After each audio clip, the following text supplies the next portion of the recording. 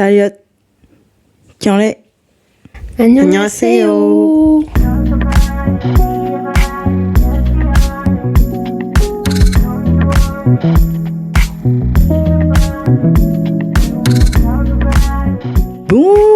Bonjour et bienvenue sur Parle-moi K-drama, notre podcast dédié exclusivement aux séries coréennes. Je suis Emma et évidemment je suis accompagnée de mes co-animatrices, j'ai nommé Elena. Hello. Et Ninon.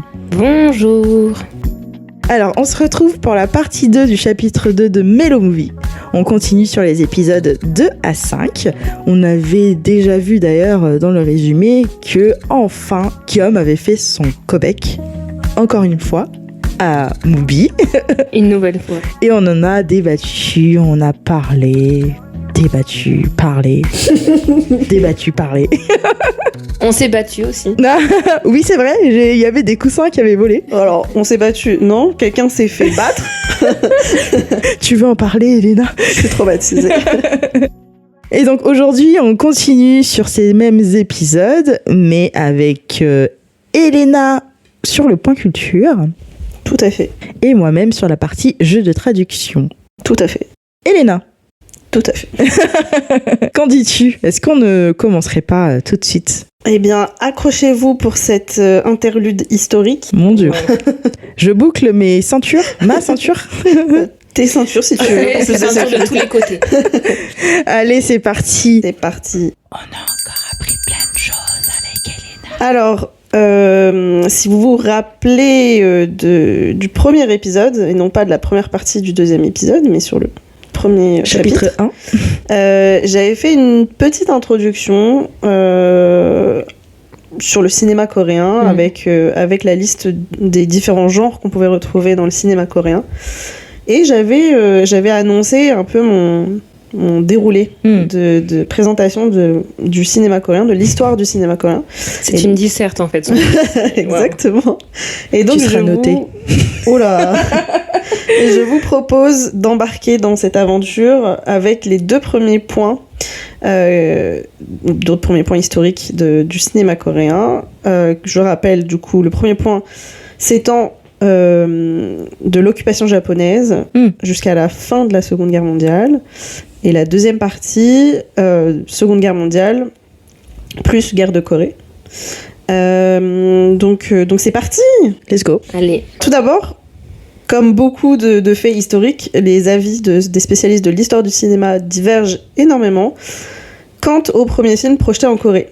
Alors, ça s'explique par une raison principale, c'est que beaucoup de films qui ont été produits, tournés, diffusés au début du XXe siècle ont disparu, malheureusement, puisqu'ils ont été détruits pendant... Avec la guerre pendant l'occupation japonaise, avec la guerre, enfin les deux guerres qui se sont enchaînées entre la Seconde Guerre mondiale et la guerre de Corée. Donc beaucoup de choses ont disparu.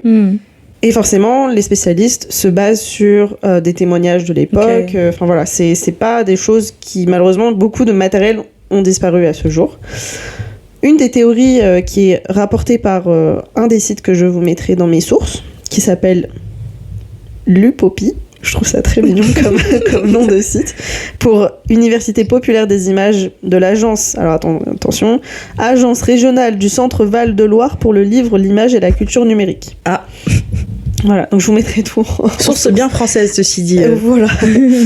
Donc selon ce site, il rapporte que la première apparition d'une activité cinématographique en Corée daterait du 19 octobre 1997, avec la projection de ce qui s'appelle des films d'actualité de pâté.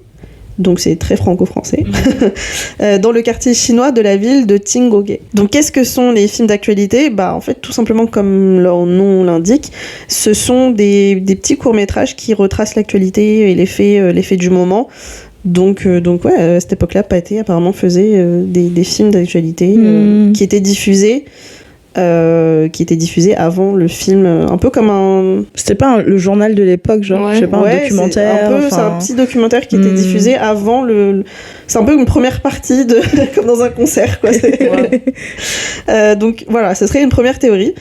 Mais il y a une date sur laquelle pas mal de spécialistes s'accordent, c'est celle du 23 juin 1903, donc quelques années plus tard. Et en fait, il s'agit là, c'est pas banal, d'un film commercial coréen pour une société d'électricité qui s'appelle la Seoul Electric Company. Et en fait, c'est une entreprise qui gérait la gestion des tramways dans la capitale. Ah, c'est genre leur pub, quoi. Ouais, et en fait, c'était vraiment ça le but de cette projection, qui était payante, puisque c'était 10 centimes de cuivre pour assister à la projection. Okay. Le but, c'était d'attirer davantage de passagers à utiliser leur service de genre, non de seulement on les paye, et en plus, c'est clair. C'est ça, on les paye pour qu'on dépense de l'argent dans leur compagnie. Mais oui, le but c'était, comme ce service venait de commencer, ils voulaient attirer des après, passagers. je suppose que ça marchait aussi, parce que ça devait être quelque chose de plus ou moins nouveau aussi. Je pense que comme c'était de la nouveauté, peut-être les gens osaient pas aller voir, je sais pas trop. Ou l'inverse, comme c'était la nouveauté, les gens allaient et n'hésitaient pas à payer pour... Ah, dans ce sens-là, enfin dans le sens, ils ont fait cette projection, je pense, dans un but marketing, mais oui, je pense que du coup, la nouveauté peut-être a tiré... Par contre, moi, j'ai pas compris l'histoire avec Pathé, là. C'est Pathé, donc, qui est une entreprise française qui aurait exporté leur truc de mini-documentaire, là, ça se passait en Corée ? En fait, c'est... À l'époque, en fait, les films existaient déjà à l'étranger. À cette époque-là, je crois que le tout premier film datait d'il y a quelques années avant, genre fin du 19e siècle, c'était le début du cinéma en tant que tel. Mais du coup, en Corée, les films coréens n'existaient pas encore, donc en fait, les films s'exportaient à l'étranger, et donc ils diffusaient des films étrangers. Donc là, c'était les films d'actualité, sur l'actualité a priori française qui allaient en Corée. J'ai pas le détail sur qu'est-ce qui contenait, qu'est-ce que racontaient les actualités dans ce film, mais c'est possible que c'était de l'actualité mondiale, sur ce qui se passait dans le monde. Je t'avoue que j'ai pas le détail sur ça. Mais de toute façon, c'est une théorie qui ne fait pas l'unanimité. Disons que c'est pour ça que je l'ai cité, mais parce que c'était marrant le fait que ça cite Pathé. Mais sinon, non, la dernière théorie dont je vous parle, donc celle des tramways, c'est celle sur laquelle, a priori, les spécialistes s'accordent de plus. Ensuite, on considère que le tout premier film coréen, pour le coup, là, un vrai film, je vais y venir après, quand je dis vrai, entre guillemets, daterait de 1919. Et d'ailleurs, en 2019, la Corée a fêté 100 ans, le centenaire du cinéma coréen. Ce serait sur ce qu'on appelle un kinodrama. Un kinodrama ? Ouais, en fait, j'ai découvert ce que c'était, je ne connaissais pas. Un K-drama. Un K-drama, du coup. Non, mais kino, du coup, ça veut dire cinéma en allemand, il me semble. Donc je pense que ça vient de là. Mais kinodrama, en fait, c'était une technique En fait, si tu veux, t'avais des vrais acteurs en direct, en live, qui jouaient sur un fond qui était filmé. Donc le fond, en fait, c'était le décor. Ah, mais c'est plus du théâtre. En fait, c'est une évolution du théâtre, on va dire. Et donc, ça, c'est considéré comme le tout premier film coréen.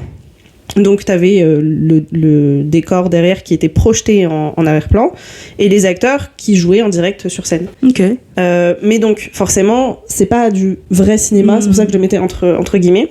Ce film s'appelle... Alors, en anglais, c'est The Righteous Revenge et en coréen, Urichok Kuto.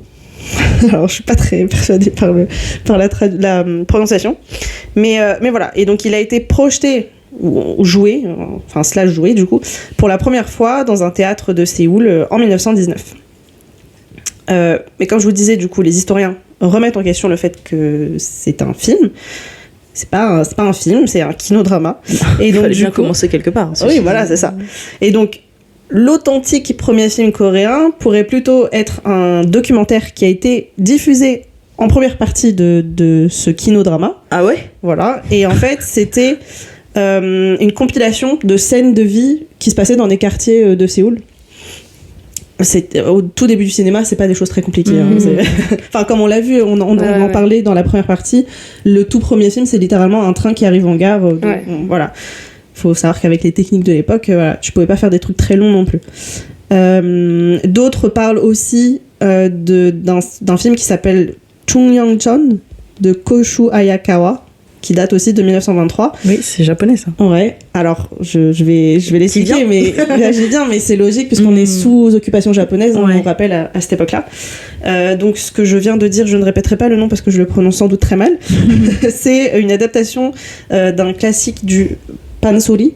Pansori qui est c'est l'opéra. Ouais, c'est l'opéra traditionnel coréen. Et cette histoire raconte l'amour tragique entre un aristocrate et une courtisane. On est dans les clichés, mais je pense que c'est l'origine. Ouais, c'est l'origine même du cinéma, je pense. Oui. Hein. C'est un peu Roméo et Juliette, l'amour tragique, tout ça. Et c'est ça qu'on aime.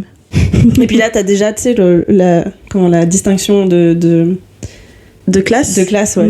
L'aristocrate, la courtisane. Bah, ouais. Voilà. Briser les barrières, s'aimer quand même malgré tout. À la fin, il meurt. Oh non, c'est probable. C'est sans doute probable. C'est fin du film. Progressivement, donc c'est Kinodrama, ils vont laisser place au premier film muet. Et donc là, on est sur les premiers vrais films, c'est-à-dire pas ceux qui sont joués avec des acteurs en direct. Et donc, à cette époque-là, il y a des personnes qui sont incontournables pour les films muets, et ce sont des narrateurs de films. Parce qu'en fait, à l'époque, il y avait des personnes toujours réelles, hein, du coup, mais qui avaient pour but de lire ce qu'on appelle les intertitres. Parce qu'en fait, dans les films muets, il n'y a pas de son, comme son nom l'indique. Et il y a des cartons qui s'affichent à l'écran. Il n'y a pas de son, il n'y a pas de parole. Parce qu'il y a de la musique, mais il n'y a pas de parole, effectivement. My bad. Et donc, ces personnes-là, en fait, en coréen, on les appelle pyeonsa. Pyeonsa. Et donc, ils servaient aussi au tout départ d'interprètes pour les Japonais, parce que, oui, à l'époque, occupation japonaise, et t'as beaucoup de Japonais qui s'installent en Corée, et donc forcément, si les intertitres, les cartons étaient écrits en coréen, les Japonais pouvaient pas les lire. Voilà. Donc, ils servaient de traducteurs, entre guillemets, mais plus largement, ils servaient aussi donc à traduire. Il servait aussi à lire ces cartons pour les personnes qui étaient analphabètes. Parce qu'à l'époque, il y avait beaucoup de gens qui ne savaient pas lire, tout simplement, mais qui venaient quand même se divertir au cinéma. Et alors, fait très marrant, apparemment, ces personnes-là, certains de ces narrateurs de films muets, c'était en fait des superstars. C'était les premières superstars de l'époque, tu vois. Et donc, j'ai appris que parfois, il y en a certains qui étaient même mieux payés que les acteurs dans les films. Parce que vraiment, ils avaient un rôle important. Parce qu'en fait, ils savaient bien vendre le truc, ils avaient une bonne éloquence, etc. Comme il suffisait qu'ils soient beaux gosses, et voilà.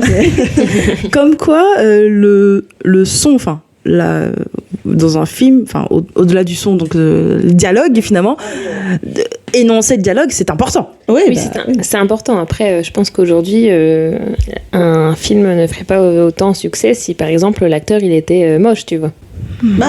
En fait, ça dépend quel genre de film. Si c'est un film d'auteur, je pense que l'apparence a moins d'importance. Mais tu regardes les K-dramas, ils sont tous beaux. Après les K-dramas, c'est limite un prérequis. Genre, on veut que le personnage principal, il faut qu'il fasse rêver, parce que sinon. T'as pas de talent, c'est pas grave. T'es beau gosse, viens avec nous. Malheureusement, ça arrive souvent. Ouais. Donc 1923, donc c'est l'année du premier film muet qui s'appelle, donc titre en anglais, Plighted Love Under the Moon. Plighted Love Under the Moon. Donc en français, promesse d'amour sous la lune. Et en coréen, Wala He Mengso. Les plus à l'aise en coréen qu'en anglais, moi je remarque. Pas forcément. Mais... donc c'est un film qui a été réalisé, dirigé par un certain Yoon Baek-nam. Et donc ce film, occupation japonaise, je le répète, il est produit et réalisé, produit par des Japonais, et la réalisation, elle est très très contrôlée par les services de propagande japonais. Mais non. C'est fou. Occupation japonaise. Et oui, parce qu'en fait, donc les Japonais contrôlent l'industrie du cinéma, et ils vont notamment encourager la production de films pédagogiques qui avaient pour but d'éduquer la population coréenne.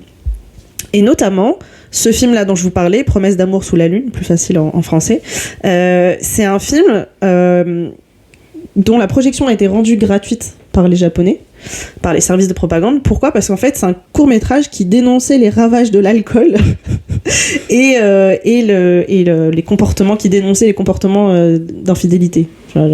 Et genre, ils étaient... il fallait... C'était leur combat au japonais. C'est fou. Bah, apparemment. Écoute, je pensais que ça allait être un film, tu sais, sur le japonais, genre là, mais après, un truc comme ça. Après, oui, je pense qu'il y a d'autres films tu vois, qui mettaient en valeur la grandeur de l'empire japonais et tout. Mais là, bon, apparemment, c'est juste ne buvez pas et ne trompez pas votre femme. Mais en tout cas, donc, c'est considéré comme le premier film coréen de fiction. Et ce film, il a aussi permis de faire naître la première actrice star du cinéma qui se nomme Lee Wol-ha. Et donc très jeune, elle a 18 ans, elle va devenir cette première star féminine du cinéma coréen. Et aussi, elle va être une des premières à jouer, alors ça va être étonnant ce que je vais dire, hein, mais à jouer un rôle féminin. Parce qu'en fait, à l'époque, dans le théâtre, c'était les hommes qui jouaient les rôles féminins. Et ça, on le voit très bien justement dans le théâtre traditionnel japonais. Ouais. Où en fait les rôles féminins sont tenus par des hommes. Exactement. Et même en fait. Qui se travestissent en fait. Oui, c'est vrai. Et je sais plus, est-ce que j'en avais parlé dans la toute première saison? Est-ce que j'avais parlé des masques? Non. Du théâtre coréen? Non. Alors, j'ai confondu avec autre chose. Mais en tout cas, dans le théâtre coréen, il y a aussi des masques. Il y a un nom, je me rappelle plus exactement, mais il y a un nom précis. Et chaque masque représente un personnage clé. Donc il y avait par exemple le masque du vieil homme, le masque de la mère, le masque du... Ça vous parle ou pas? Ça me dit quelque chose. Après, je sais pas si... Je me rappelle plus si on en a parlé en off ou... Non, mais par contre, je me rappelle que tu avais fait un quiz dessus à l'école coréenne de Lille. C'est peut-être pour l'année dernière. C'est peut-être pour ça. Fin d'année. Effectivement. Et donc, notamment, il y avait le masque donc, des personnages féminins, mais comme c'était sous des masques et que les hommes travestissaient leur voix, etc., c'était joué par des hommes, en fait.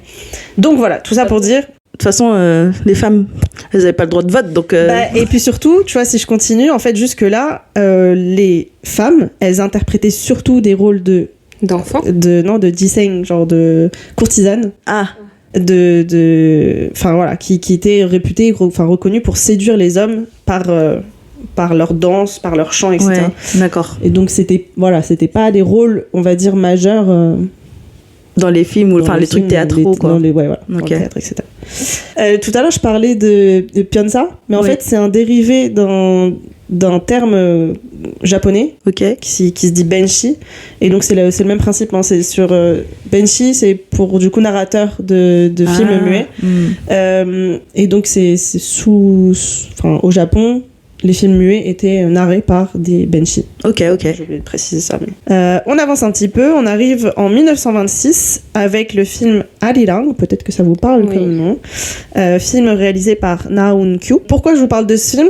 Parce que c'est un film qui était précurseur dans le fait qu'il sous couvert évidemment de la fiction, et j'en parlerai un peu plus en détail en donnant le résumé de ce film, mais en fait c'était un moyen de critiquer le Japon, et aussi ça a été un peu un fer de lance, un fer de lance dans la résistance des Coréens face à l'occupation des Japonais. Petit résumé de ce film. Donc le personnage principal joue un homme qui est mentalement instable et qui va tuer le fils d'un riche propriétaire terrien qui a des liens très proches avec la police japonaise. Et donc ce titre, il est tiré d'une chanson populaire que vous avez sans doute déjà entendue, et dans sa version qui est diffusée dans le film, ça va devenir un hymne pour le mouvement d'indépendance coréen. Donc c'est pour ça que je vous disais, c'était vraiment... Ça a resservi derrière à illustrer un peu l'indépendance et la résistance coréenne. Et en fait, pourquoi ce film a été fait? C'est parce que ça retraçait un événement qui s'était passé quelques années précédemment, donc en 1919. Il y a eu une très grande manifestation contre l'occupation japonaise qui s'appelle Samil Udong. Udong. Ok. Et donc, en fait, on suit le personnage principal. Je recommence ma phrase, pardon. Suite à ces événements, donc suite à cette manifestation, il y a un étudiant qui est emprisonné pour avoir participé à ces manifestations. Et en fait, il devient fou en captivité. Et donc, c'est là le lien avec donc le personnage principal dans le film qui est instable mentalement, le réalisateur qui joue en fait aussi le rôle principal. C'est un moyen pour lui de faire le lien avec les événements qui s'étaient passés quelques années précédemment. Ce film, vous allez me dire, mais on est sous occupation japonaise. Comment ça se fait qu'il a pu être diffusé alors qu'il critique, il est censé critiquer un peu l'occupation japonaise? Et ben en fait, c'est parce que il a réussi un peu à esquiver la censure. Puisque le comportement du personnage principal s'est excusé entre guillemets par sa folie. C'est-à-dire que en fait, on dit pas que c'est un homme normal, hein, on dit que c'est un homme qui est complètement perturbé, voilà, qui est complètement fou. Et surtout, ça s'explique par le fait que le méchant dedans, il est pas directement japonais. Genre c'est pas explicite que ce soit un japonais. Voilà, exactement. Donc forcément, quand c'est passé par l'examen de la censure, je ne sais pas comment ça se passait, ils se sont pas dit, bah non. Ah, c'est nous, tiens. Ouais, voilà. Bah oui, forcément. Est-ce que le méchant se dirait, ah bah, on dirait que c'est moi. Ouais, c'est ça. En tout cas, ce film, il était important dans l'histoire de la Corée puisque c'est ça célèbre, ou en tout cas ça relate les faits de la manifestation dont je parlais de 1919, qui est une date importante dans l'histoire de l'indépendance du pays. On arrive en 1935, tout doucement, on remonte, avec le premier film parlant qui s'appelle Chungyangjeon et qui a été dirigé par Lee Myung-woo. Voilà. Et il s'agit encore une fois d'une adaptation d'un classique du Pansori. Ok. Voilà. C'est le début du cinéma parlant en coréen. Comme je vous le disais, on est encore une fois... Excuse-moi, du coup, si c'est une adaptation, est-ce que ça veut dire que dans le film, il chante en réalité en fait? Ok. Ouais, c'est ça. Comme je vous le disais tout à l'heure, tous les films devaient passer par un examen avant d'être diffusés, qu'ils soient coréens ou étrangers, parce qu'ils importaient aussi des films à l'étranger. Et donc ça devait être approuvé par le gouvernement japonais. Et la police japonaise, elle était présente aux diffusions et non, vraiment, la pression lors des diffusions des films. Et donc, forcément, en fait, à un moment donné, on assiste à une aggravation, ça se dit ? Une aggravation ? Je ne me regarde pas, je veux savoir la fin de ta phrase, moi. Une aggravation des restrictions. Est-ce que ça se dit ? Non. Non. Un durcissement. Voilà. Un durcissement des restrictions. Et donc, à partir des années 30, les films vont surtout être des films de propagande pour l'Empire japonais. Ah, bah voilà. Donc, cette décision, ça va fortement limiter la créativité du cinéma coréen. Et donc, selon le site que je cite, que vous retrouverez dans les sources, seuls 157 films auraient été produits durant la totalité de l'occupation japonaise. 160. 160. Du coup, entre 1903 et 1945. Donc ça fait pas beaucoup de films, hein, quand on voit aujourd'hui le nombre de films qui sortent toutes les semaines. À la minute. Oui. Comme je vous le disais tout à l'heure, un grand nombre de films ont été perdus à cause de la destruction lors des guerres, et aucun long métrage produit avant 1934 n'existe aujourd'hui dans son intégralité. C'est dommage. En fait c'est un bout de l'histoire de la Corée qui disparaît. Et donc heureusement il y a eu des témoignages et du bouche à oreille qui est passé d'année en année. Mais du coup tu peux douter aussi de la véracité de ce qui s'est dit, quoi. Ça peut être déformé, embelli. Ouais, exactement. Ou pas. Et donc on passe à la deuxième période qui va être beaucoup plus succincte puisqu'il se passe un peu moins de choses. On est donc courant de fin de Seconde Guerre mondiale et guerre de Corée, qui, je rappelle, se déroule entre 1950 et 1953. Alors, entre 1940 et 1945, sur 30 films produits, je le disais tout à l'heure, 21 sont des films de propagande en faveur de l'armée japonaise. Forcément. Voilà. Et en 1942, alors les dates diffèrent en fonction du site que j'ai trouvé, mais en tout cas, fin des années 30, début des années 40, le gouvernement japonais serait même allé jusqu'à interdire les films en langue coréenne. Après, c'est pas étonnant parce qu'ils étaient déjà en mode annihilation de la culture. Oui, de la langue, de la culture coréenne. Donc, bon. Donc forcément, hein, c'est sans surprise que pendant cette période, donc entre 1945 et 1953, il y a très très peu de films qui ont été produits. Et seuls 5 films ont survécu. 5 ? Seuls 5 films ont survécu à la période entre l'occupation américaine, donc c'est-à-dire à partir de 1945, et la fin de la guerre de Corée, donc 1953. Et l'un des... 5 ? Ouais. En presque 10 ans ? Après, je sais pas ce qui s'est passé là, mais si tu vois... aussi, pendant la guerre, on disait il y en a plein qui ont été perdus. Oui, mais c'est logique. Enfin, quand tu vois pendant la Seconde Guerre mondiale, et même avant d'ailleurs en Europe, quand l'Allemagne... et puis quand même encore maintenant, hein, dans les dictatures, on brûle des livres. Là, ça devait être pareil, sans doute, avec des films. Enfin, non, c'est sûr. On détruit des cassettes, effectivement. Et puis, des cassettes, mais des bandes, des bobines, ouais. Mais comme vous le disiez aussi, il y avait très clairement une volonté de la part de l'Empire japonais d'annihiler l'existence même de la culture coréenne. Tout à fait. Donc oui, mais en même temps, on dit, c'est le principe même de la colonisation. C'est horrible, hein, mais détruire la culture. Détruire, assimiler. Mais sans m'avancer, parce que tu vas sûrement en parler, mais ils ont bien pris leur revanche aujourd'hui, hein, le cinéma coréen. J'ai hâte. Ce sera dans une prochaine partie. Là, je vais jusque 1953. Mais déjà dès 1953, donc je m'avance un peu avant la fin de ma présentation, mais dès 1953, les choses vont aller de mieux en mieux, on va dire. Donc, comme je le disais, seuls 5 films entre 1945 et 1953. Sauf que il se passe quelque chose de... avant ça. Et donc, parmi ces 5 films, l'un des plus célèbres, il se nomme Charyu Manse. Manse, ça me dit quelque chose, Manse. Normalement, Charyu, ça devrait vous parler aussi. Charyu ? Ouais. Chaliu, c'est le nom de quelqu'un ou Chaliot qu'on dit au début? Non, pas du tout. Ok. Manse, ça veut dire Oura, vive, voilà, quelque chose. Et Chaliu, c'est la liberté. Ah. Voilà. Et donc l'un de ces films les plus qui est célèbre. Chaliun. Shion. Oui, voilà, exactement. C'est pour ça que ça devait te parler. Donc, Charyu Manse, Vive la liberté de Choi Eun-gyu, qui sort en 1946.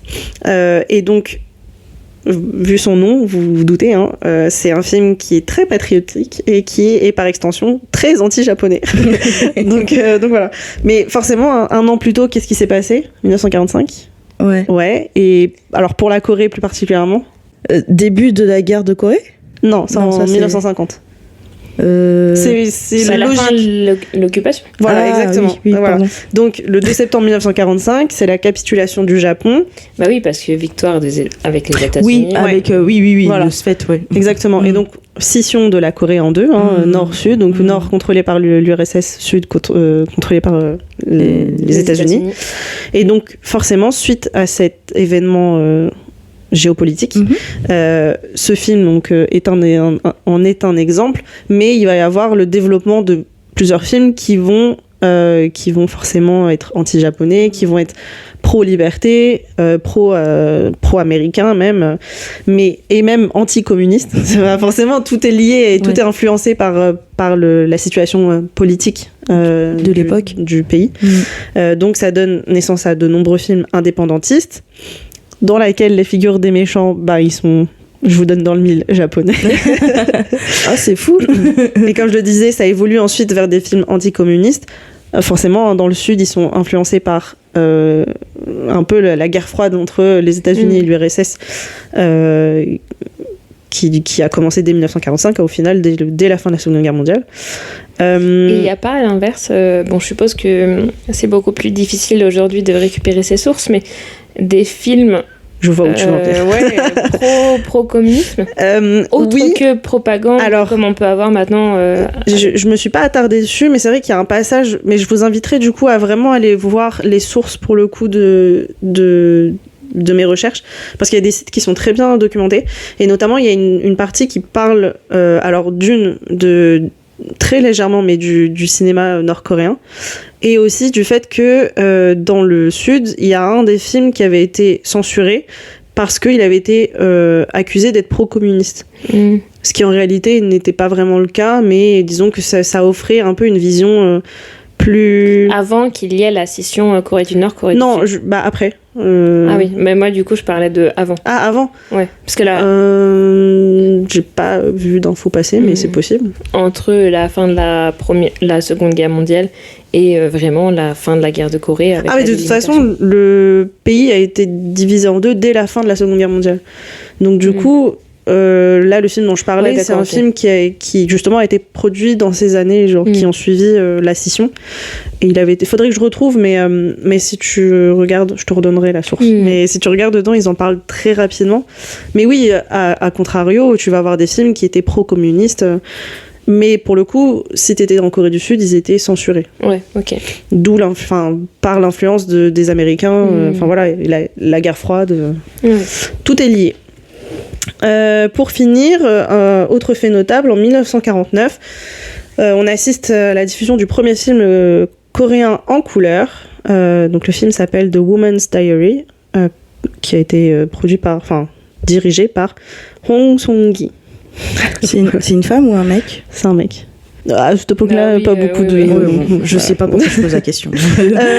D'ailleurs, une de mes sources, c'est le site de la Korean... attendez. Comment ça s'appelle ?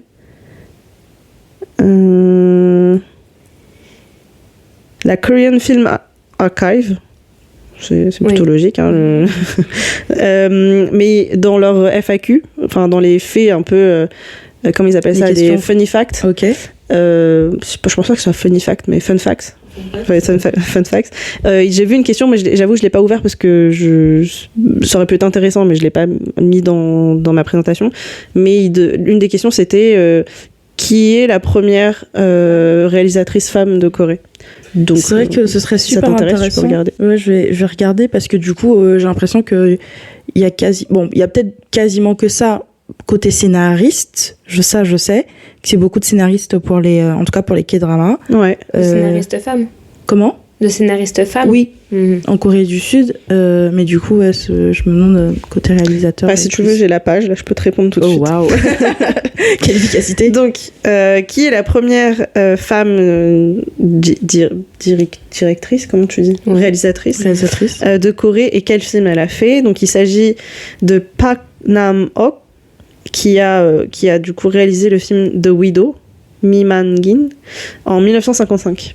Ok. Donc au final, c'est pas si longtemps que ça. On est dans après, la. C'est pas si longtemps, mais il faudrait voir le ratio homme-femme. Ah non, mais de toute façon, très clairement, on n'est pas sur un ratio égalitaire. Jamais. Et donc, né en 1923, son seul film a retenu l'attention de l'industrie quand il a été montré. Ah oui, parce qu'en plus c'était sur un événement très particulier, puisque l'événement c'était The First Women's Film Festival in Seoul. Ouais, okay. Donc vraiment le festival du film dédié aux réalisatrices femmes, enfin aux réalisateurs femmes, oui, voilà. Donc elle a réalisé un seul film, mais elle a dû surmonter les plus grandes difficultés et investir beaucoup plus d'efforts que la norme, quoi. Ouais, tu m'étonnes.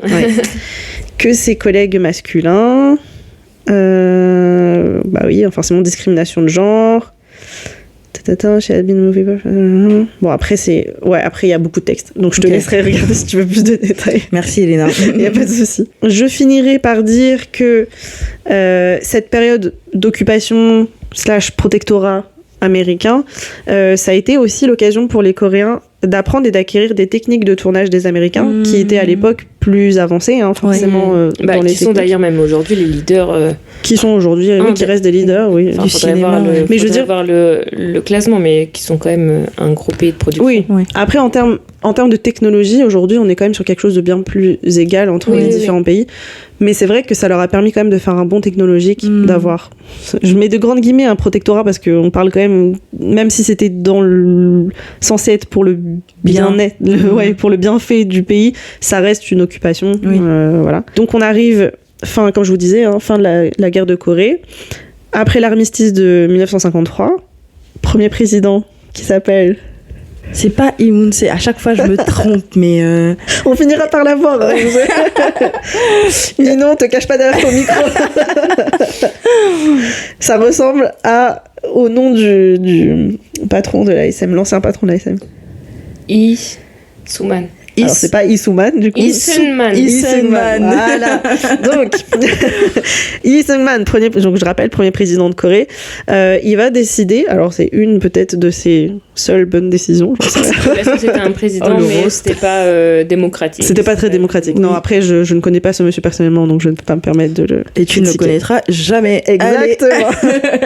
Mais en tout cas, il décide d'exonérer le cinéma de toute taxe dans une tentative de relancer l'industrie. Donc c'est pas plus mal pour le cinéma coréen. La Corée du Sud va même recevoir des aides étrangères qui vont fournir notamment de l'équipement cinématographique. On en parlait, mais notamment les États-Unis, ils vont les aider au niveau technologique. Et ça va permettre l'essor et le renouveau du cinéma coréen. Et ça mènera finalement à ce que l'on qualifiera ensuite d'âge d'or du cinéma coréen. Mais ça, c'est pour l'épisode prochain. Wow. Yeah. Merci beaucoup, Elena, pour ce point culture, avec ma foi, plaisir. bien éclairant. Et ma foi, bien dense. Eh bien, merci beaucoup, Elena. Eh bien, de rien beaucoup, Emma. Ne serait-il pas temps de passer à ta partie? Et si les jeux de traduction. Les transitions sont de pire en pire. Bon, c'est pas à toi de parler par hasard? Allez, vas-y. Est-ce que ce serait pas l'heure? Tiens, tic-tac, tic-tac. Allez, c'est parti, jeu de traduction, les filles. Oui. Mais quelles sont les règles? Eh bien, justement, c'est marrant que tu penses ça. Mais c'est marrant que tu poses la question. Parce que justement, quelles sont les règles aujourd'hui? Alors, petit jeu de traduction. Effectivement, les filles, je vais prendre le temps de vous expliquer les règles aujourd'hui. Parce qu'on n'a rien compris à chaque fois, c'est ça. Non, mais c'est pas ça. Mais on va prendre le temps de reposer les bases. Alors, aujourd'hui... J'ai entendu, vous avez fait de la merde. Mais non. On est trop enjoués, en fait. Non, après, c'est vrai que vous êtes trop forte aussi à chaque fois. Oh là là. Je veux vous faire découvrir 3 mots coréens. Bon, j'en dis pas plus parce que si je dis trop, c'est beaucoup d'indices. Donc je dis juste 3 mots, je ne donne pas le thème, voilà. Ok. Donc comment ça va se passer? Je vais faire passer des extraits, 3 différents extraits où le mot que je veux vous faire découvrir apparaît. Donc dans un premier temps, je vais pas vous dire lequel c'est. Et vous allez déjà essayer de le deviner. Mais c'est un mot qui est en commun avec les 3 extraits que tu vas nous donner? Oui. Ok. Elena va trouver direct. Enfin, il y a 3. J'allais dire, si on le trouve, on dit pas. On dit pas pour l'instant. Donc on attend que les 3 extraits passent. N'est-ce pas, Elena? La dernière fois, j'ai pas dit. J'ai dit, je l'ai trouvé. Oui. Mais je l'ai pas dit. C'est vrai. C'est vrai. Non, mais t'avais dit ça à la première phrase, genre. Parce que j'ai entendu les 3 mots répétés dans les 3 extraits. Non, t'avais dit ça au premier extrait. Oui, au premier extrait, elle l'avait déjà trouvé, c'est vrai. Mais bon. Donc les 3 extraits passent et donc on découvre le premier mot. Vous devinez, vous essayez de deviner lequel c'est. Et ensuite, je donne l'explication de ce mot, mais en français. Et ensuite, on aura la partie où, en fait, vous pouvez donner à quoi correspond le mot. Donc, la traduction en français.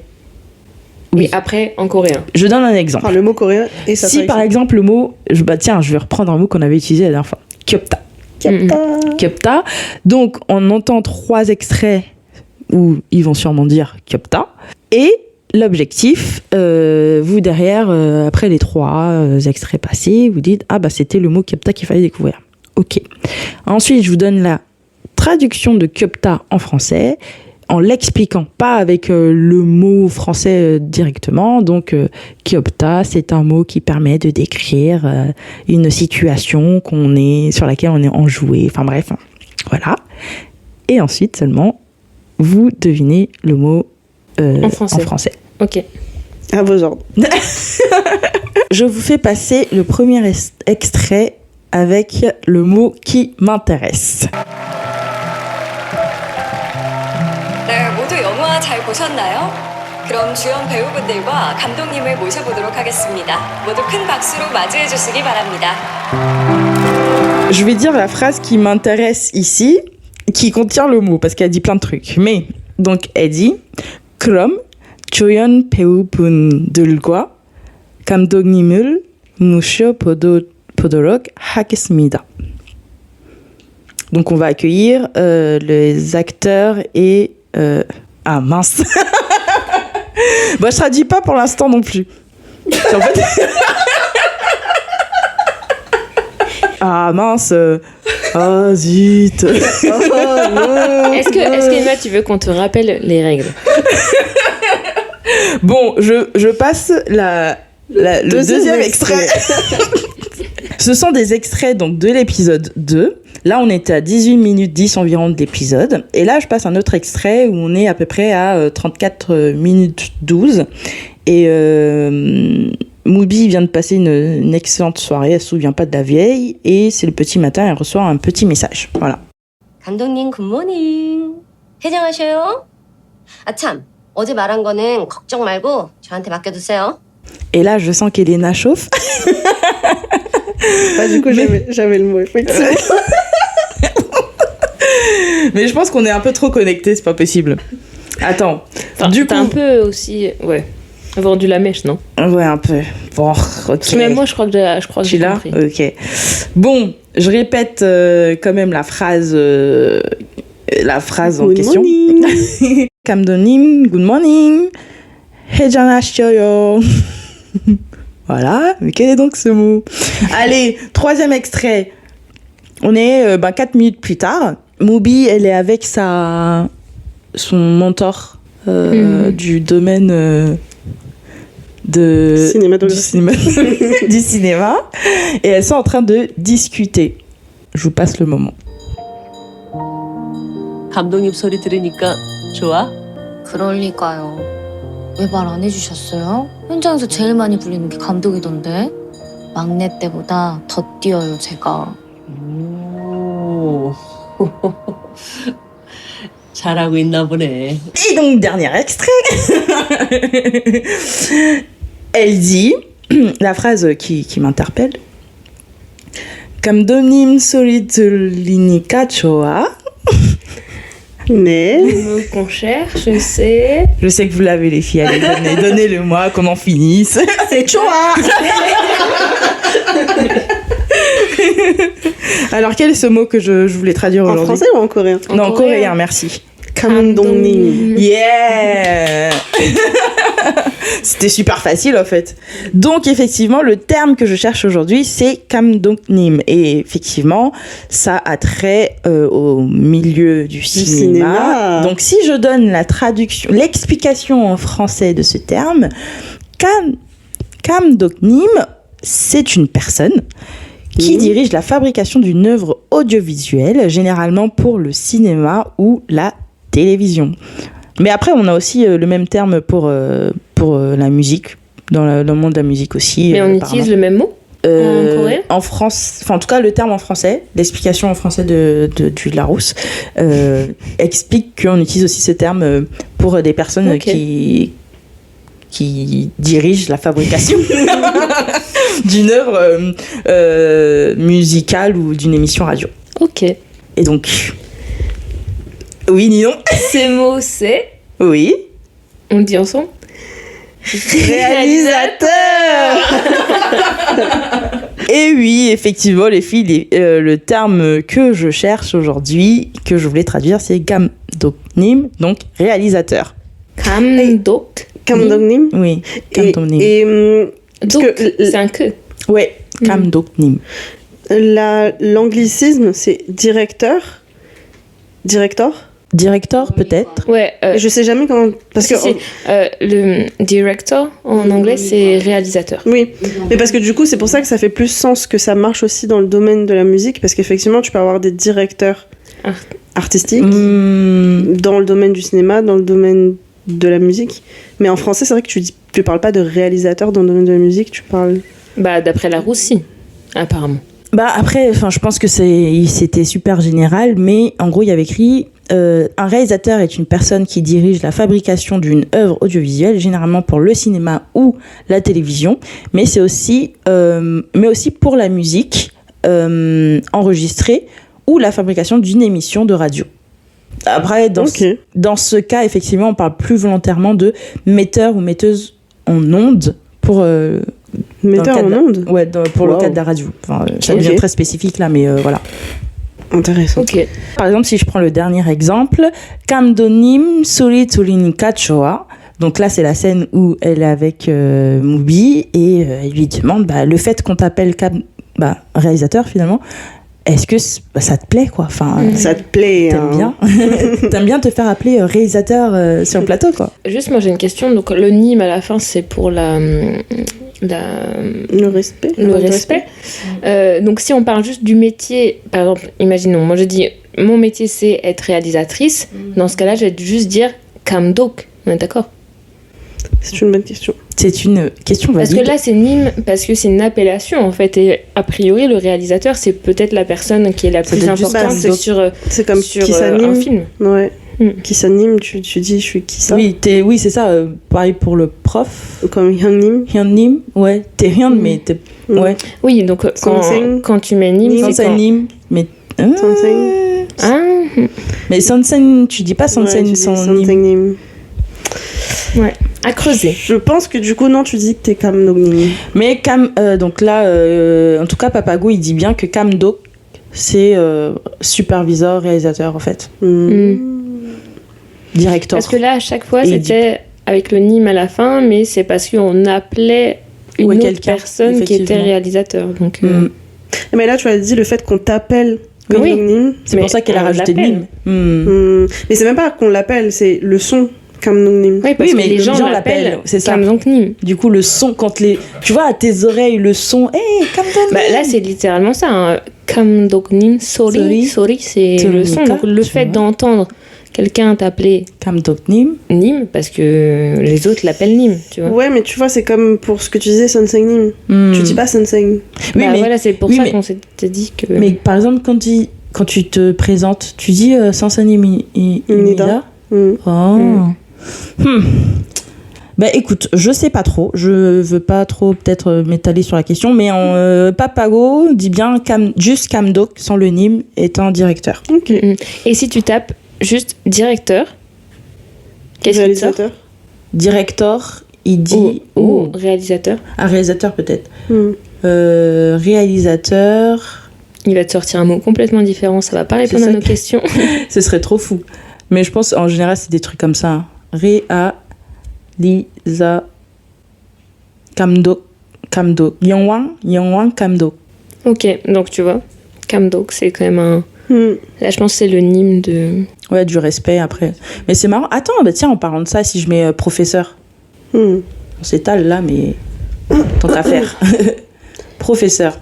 Il me dit Kyoso, mais il met pas le Nim. Kyoso. Kyoso Nim. Après, Sansen-Nim, c'est aussi le médecin, tu peux... Enfin, les gens importants, en fait, tu peux les appeler Sansen-Nim. Mais encore une fois, c'est Professeur. une manière professeur. d'appeler. Enfin, Ouais. c'est un titre du coup.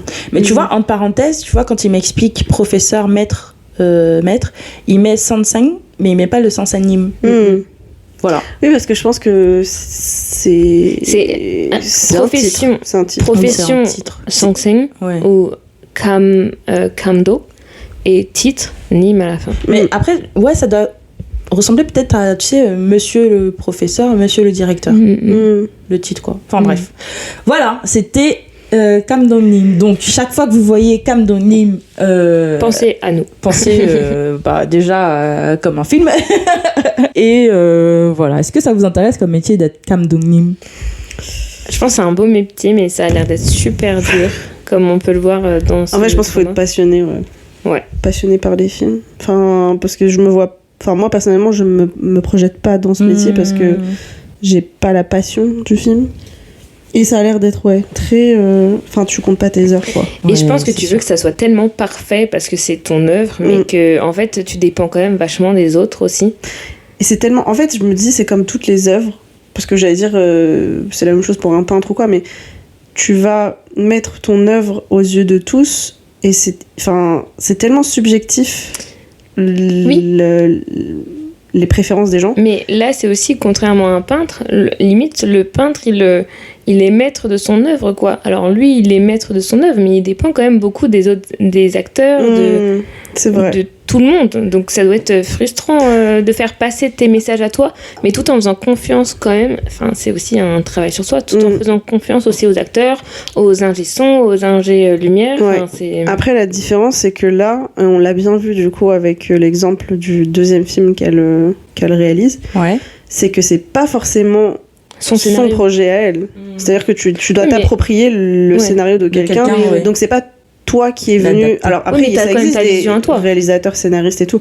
Oui, c'est ta vision, mais je veux dire, le projet, l'histoire de base, tu t'appropries un truc qui n'est pas à toi. Donc il y a ça aussi. Le truc, c'est que tu perds peut-être des fois aussi le message de base par rapport à ta vision à toi du projet. Mais après, le but d'un réalisateur, c'est aussi de mettre en scène sa vision du scénario. Bien sûr, oui. Mais ce que je veux dire, du coup, c'est que tu vois, contrairement à un peintre, comme tu disais, le peintre, c'est son œuvre de tout, A à Z, quoi. ouais. Alors que là. Mais ouais, non, moi, je me vois pas dans ce métier, j'avoue. Et toi? Non plus, mais je trouve ça super intéressant par contre, tu vois, de réaliser, c'est-à-dire que c'est toi le directeur de ce qui va se passer à l'écran, tu vois. C'est toi le Nîmes. T'orchestres un peu finalement Ouais. le tout, l'idée du scénariste ou la tienne, et même finalement la chanson. J'imagine que tu te dis quel type de chanson irait bien avec, même si tu choisis pas peut-être forcément la chanson, tu vas quand même diriger un peu dans quel sens l'esprit, l'ambiance, etc. quoi. Donc, mais c'est super intéressant, je trouve, comme métier. Donc, Kamdogni. Ensuite, on a un deuxième mot que je souhaite vous faire découvrir. Je suis sûre que vous allez trouver super rapidement encore. On va tester. Donc, on est toujours à l'épisode numéro 2.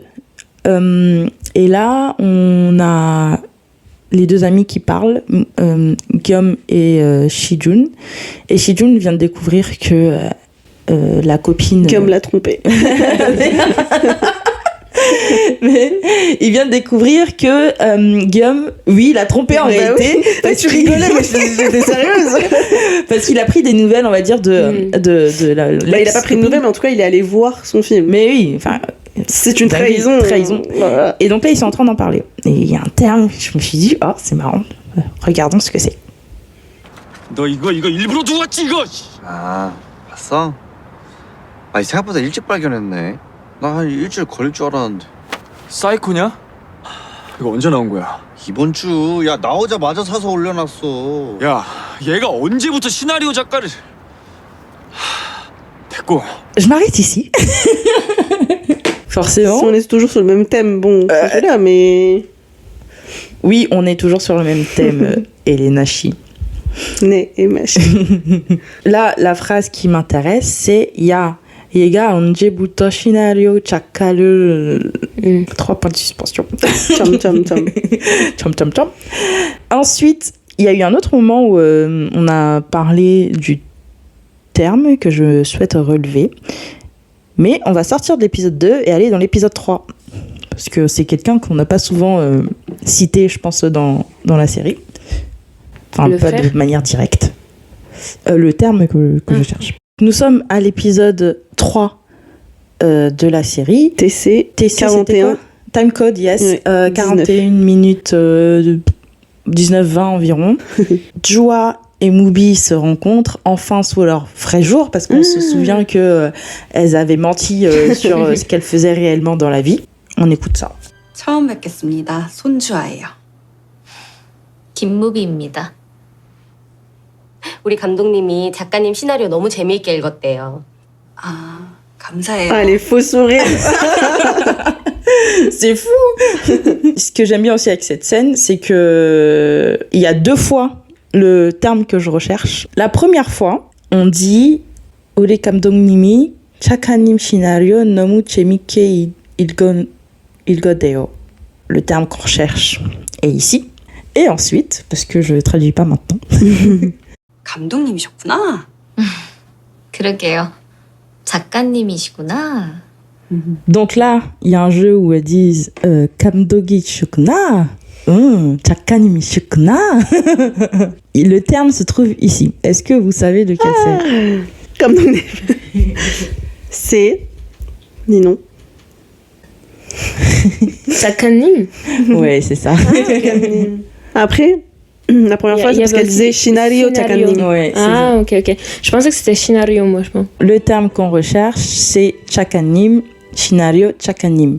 Et en fait, qu'est-ce que c'est? Donc l'explication en français. Un Shinario Chakanim, Ou un Chakanim tout ou un Chakanim tout court, en fait, c'est une personne qui écrit un scénario et qui cadre de manière détaillée en précisant l'élaboration d'une œuvre graphique, cinématographique, de la télévision, d'une bande dessinée, d'un jeu vidéo, etc.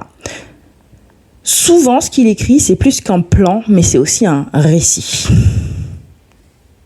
Donc là, tu veux qu'on dise le mot, c'est ça? Oui. Donc le mot, c'est un scénariste. Puis effectivement, le terme que je recherche, c'est scénariste, donc chakanim ou scénario chakanim. Chakanim. Chakanim. Chakanim tout seul, ça veut dire écrivain. Écrivain, oui, effectivement. Le terme Chaka. Ah non, mais attends, c'est pas chak. A, c'est chaka. Chakanim, donc chaka, c'est écrivain comme l'a dit Léna. Et en fait, le fait de préciser donc scénario chakanim, c'est l'écrivain qui écrit des scénarios. Donc un scénariste. Donc un scénariste. La boucle est bouclée. C'est ça. Et donc là, dans l'exemple de la phrase où elle dit chakanim, scénario, nomu chemike ilgoteo, genre là dans cette phrase, la réalisatrice donc qui se dit Kamdonim, elle a lu le scénario de la scénario Chakanim et elle a beaucoup aimé. Exactement. Donc, scénario Chakanim, scénariste, et Kamdonim, réalisateur. Merci. Allez, la dernière partie. Dernier extrait, il y en a 3 aussi, et dernier mot à découvrir. Je pense que celui-là, vous allez avoir du mal. Est-ce que tu vas nous faire tous les métiers? On avait réalisateur, scénariste, après il nous reste quoi comme métier? Il nous reste critique de film ou musicien? Sur quoi vais-je jeter mon dévolu? Allez, on passe donc au 3e mot. Je reviens à l'épisode 2. Et on est à 45 minutes de l'épisode 2. Et c'est le moment où Guillaume et Mubi se rencontrent pour la 2e fois après 5 ans. C'est à la fin de la projection de Mubi ou c'est... Non, ici c'est la rétrospective de la réalisatrice, de la carrière d'une des réalisatrices qui est connue, de Sarah Montor. Ouais. Et donc... ils se voient. Et là, en fait, entre-temps, effectivement, elle avait demandé à ce qu'on recherche qui était ce mec-là qui est arrivé, qui avait posé une question indélicate. Elle savait qui c'était, en vrai. Oui, mais en vrai, voilà. Et donc, on est venu lui apporter une réponse. 아니에요, 피디님. 아니에요. 뭐 술 사기꾼이라면서. 안 그래도 내가 영상을 보고 다시 보고 자리 번호를 딱 봤는데 아니 글쎄 우리 쪽에서 초대권을 보낸 사람이더라고. 괜찮아요, 피디님. 괜찮아. 아니 안 괜찮아. 더 대박인 건 뭔지 알아요? 그 사람이 야 겸아 그럼 뭐야 이쪽으로 오라니까. 아니 영화평론 이 새끼? 아니 이 사람이야. 아니에요. Sa collègue lui dit non mais 아니 안 괜찮아. 또 대박인 거 뭔진 알아요? Genre tu sais quelle est la nouvelle incroyable à propos de ce mec finalement? Ça dit ensuite Annie Yanwa Piano. Oh, qu'est-ce qui? Oh. Autre moment où on évoque le terme que je veux qu'on recherche aujourd'hui. 아니야. 어머, 나 알았다. 저 사람이 감독님 평론가 막 나쁘게 쓰고 그랬어요? 아니, 뭐 그런 건 아니고. 아유, 평론가들이 뭐 그렇지 뭐 좋은 소리보다 100번 나쁜 소리만 써대잖아요. 그렇죠, 뭐. 감독님, 감독이란 평론가는 저기예요, 저. Elle se met un peu à part et là, elle dit, sa collègue lui dit, 감독이랑 평론가 저기예요. Bon, allez, 3e extrait et après on peut en parler. C'est catastrophique aujourd'hui. Dernier extrait, on est à 48 minutes du même épisode et enfin les deux se rencontrent après... la scène de Cendrillon. La scène j'ai oublié mes clés, etc. Et donc Guillaume la rattrape. Et au moment des explications, elle le confronte et elle dit quelque chose. 그쪽이 언제부터 영화평론가였어요? 뭐 돈 받고 원고를 썼을 때부터요? 내 영화도 썼어요? 아직이요. 쓸 거예요? 그건 제 마음인데. 그럼 영화는 왜 봤는데? 궁금해서요. 뭐가 궁금한데요? 아니 영화를 어떻게 만들었나 궁금해서. 아니 그쪽도 내가 궁금해서 찾아본 거 아니에요? 내가요? 아닌데? 아까 나보고 사기꾼이라던데. 원래 감독이랑 평론가는 적이랍디다, 적. Elle dit 그저기 언제부터 영화 평론가였어요. Et le mot qu'on cherchait. Et le mot qu'on cherchait, les filles.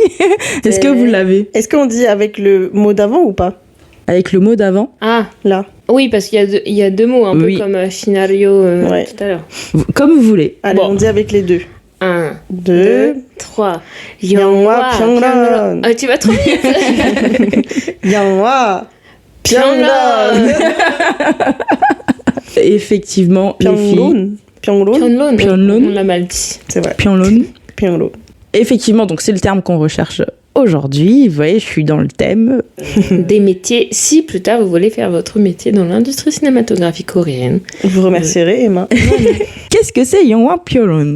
C'est une personne qui est cinéphile, qui peut être soit dans le monde journalistique. En tout cas, c'est un professionnel du cinéma qui expose sa lecture d'un film. Et cette lecture est publiée principalement dans la presse écrite. Donc, c'est un critique de film. Les filles, elles sont trop fortes, je sais pas comment. Donc, effectivement, c'est un critique. Non, c'est parce que tu l'amènes très bien. Ah, merci, c'est Les gentil. extraits sont bien choisis.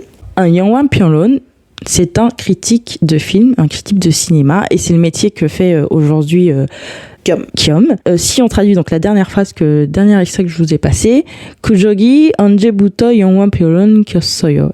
En gros, très grossièrement, depuis quand est-ce que tu es critique de film? Donc voilà, les filles, les 3 métiers qu'on peut faire aujourd'hui, c'est 감독님, 네, 작가, 시나리오 작가님, et enfin 영화 평론. Yongwon Pyeolon. 평론. 작가님 étant réalisateur. 감독님.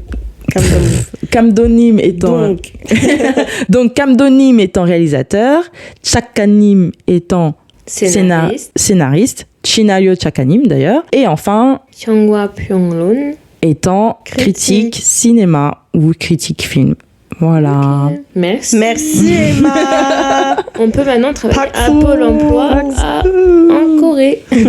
Voilà, c'était les mots du jour, le jeu de traduction où les filles sont super fortes.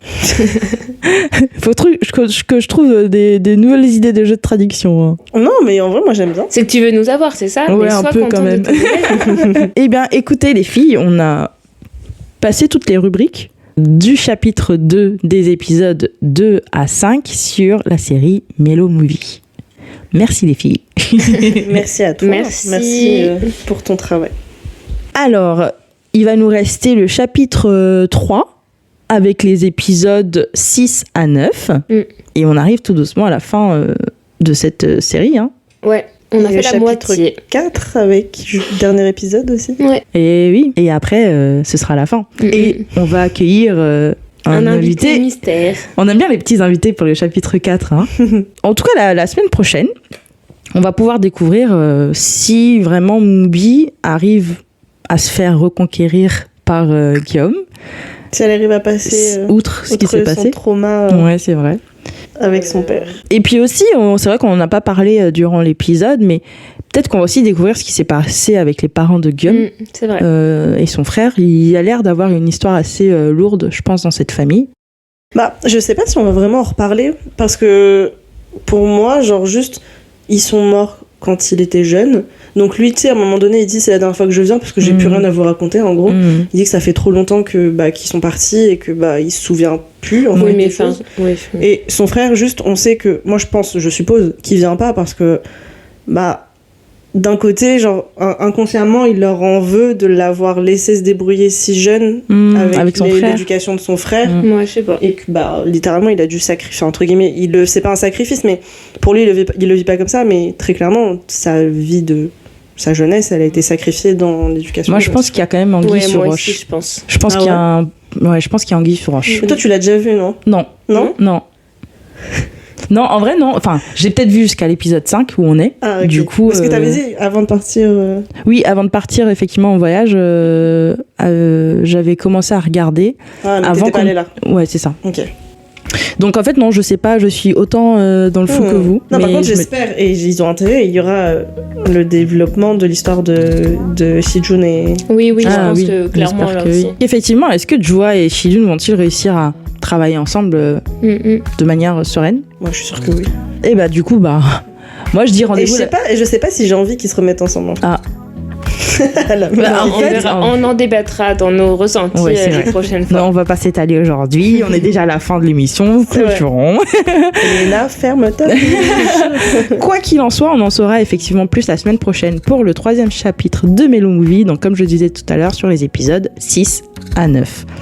En attendant, merci beaucoup à tout le monde de nous avoir écoutés jusque-là. On est ravis. On est très ravis. Merci de nous avoir écoutés. Tulojujoso. Kamsahamnida. Ha ha ha.